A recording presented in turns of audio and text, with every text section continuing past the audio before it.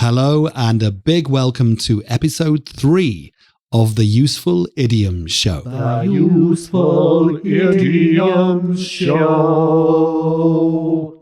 So thank you very much for joining me again for this third episode of the Useful Idioms Show, where we dive into the origins of idioms, explore their meanings, and show you how to use them in everyday conversation.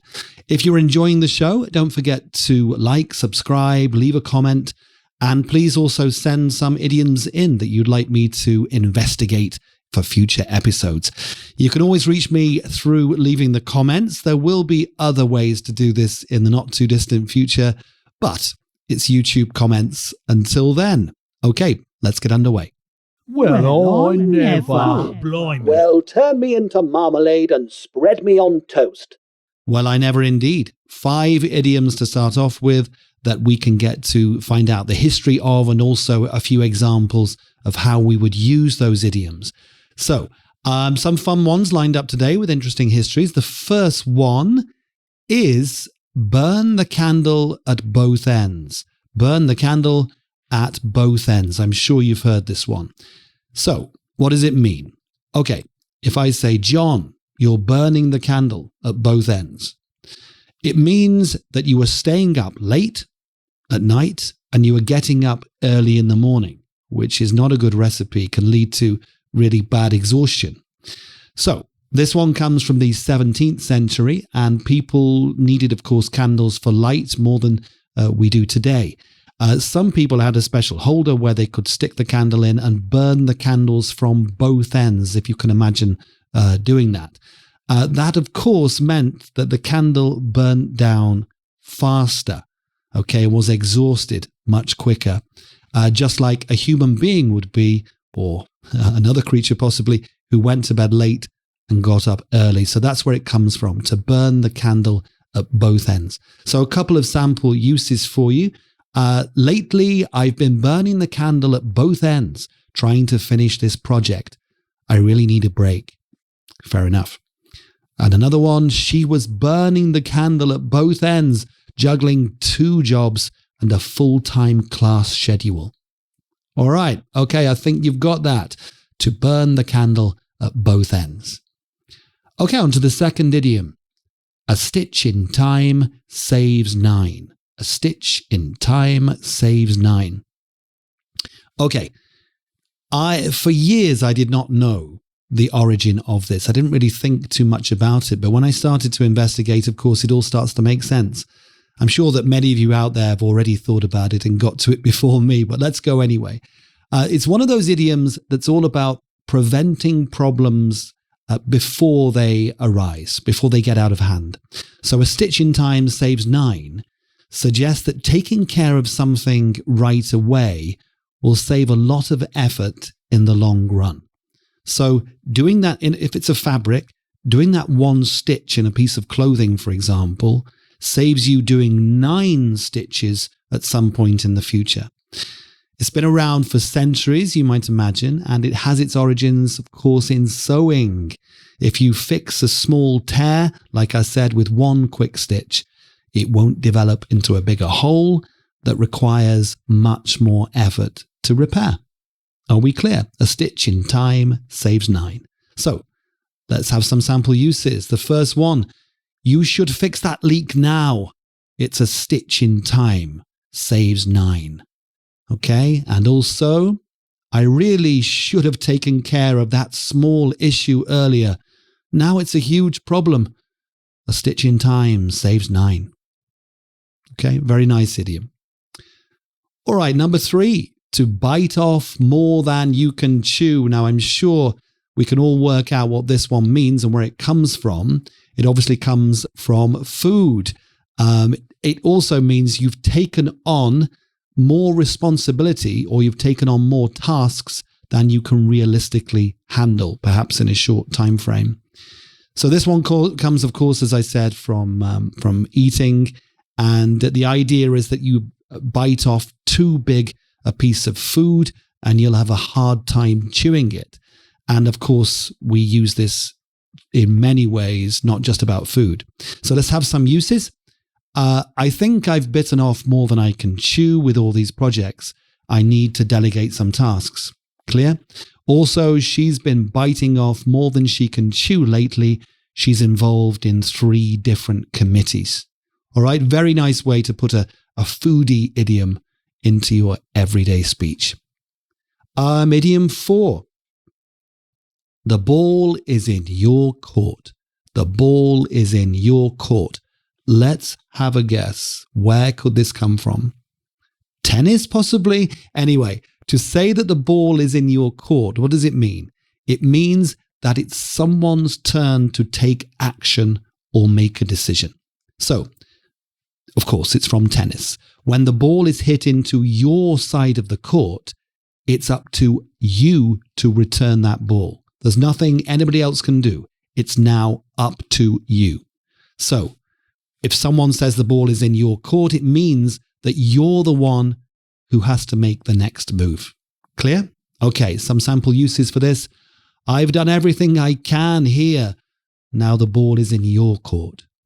Or he made his offer, so now the ball's in her court to decide what to do next.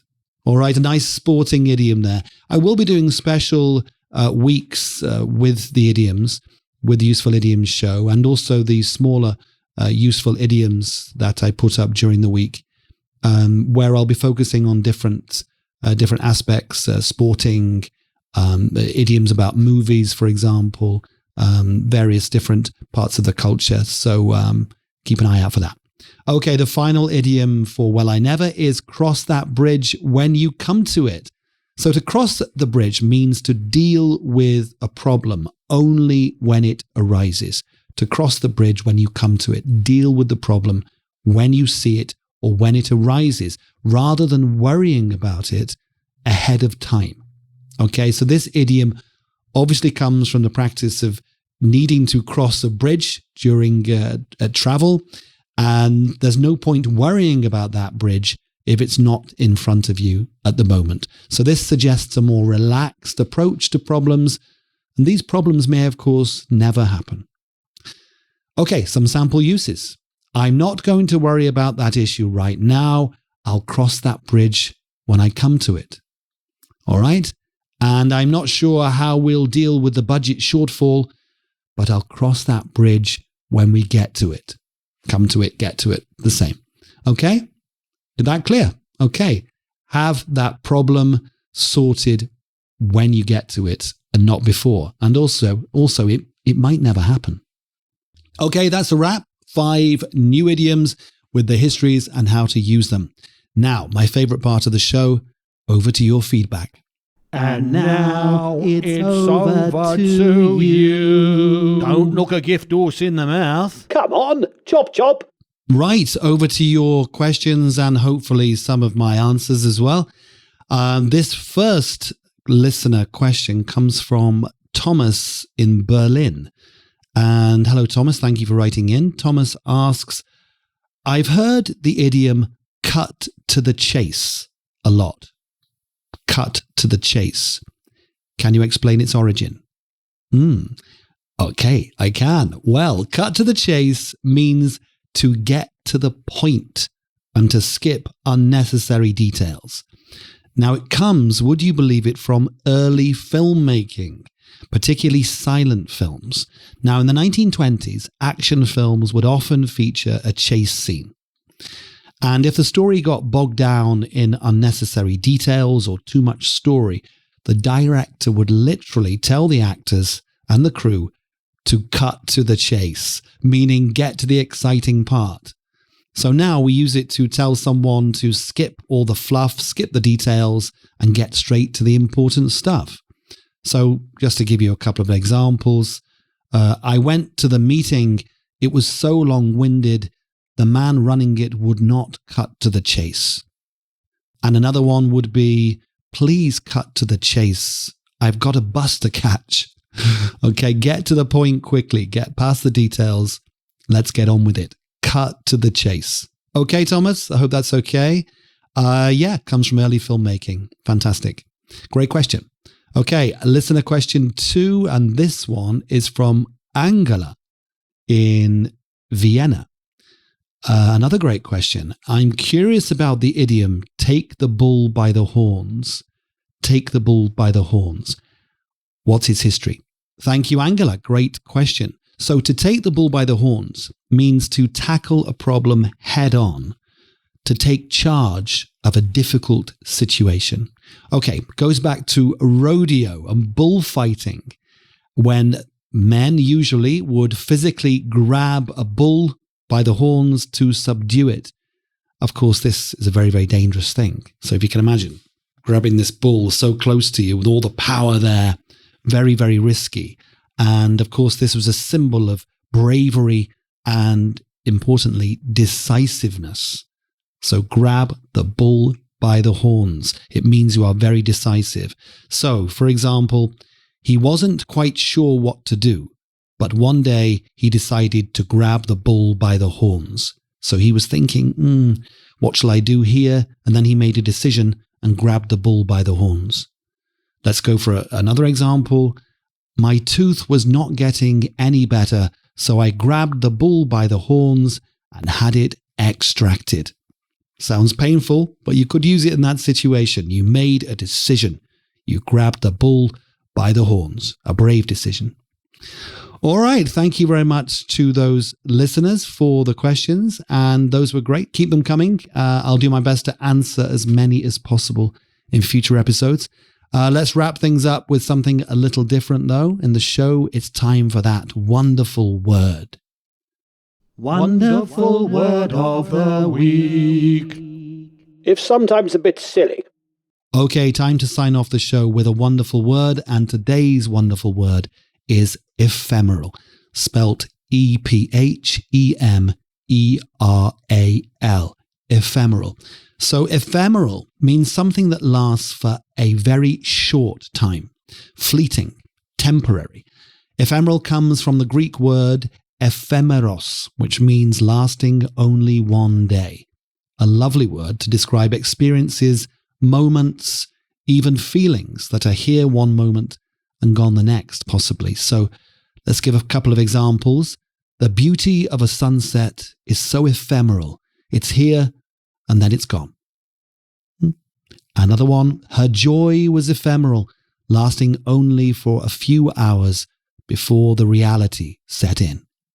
All right, use it more in general conversation. Ephemeral, beautiful word.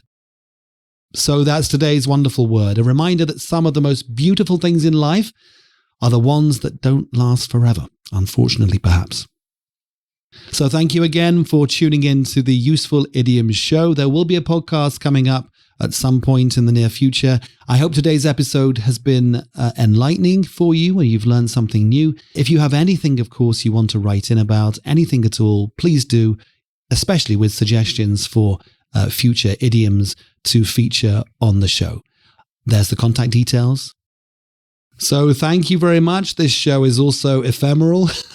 And anyway, thank you for tuning in. And please do come back for episode 4 very soon. If you have an idiom, of course, that you want me to look into, please get in touch, write in. And anything at all about language, more broader, just write in and we can discuss that also possibly on the show. Until next time, please keep enjoying the quirks and all the beauty of language. Until then, take care.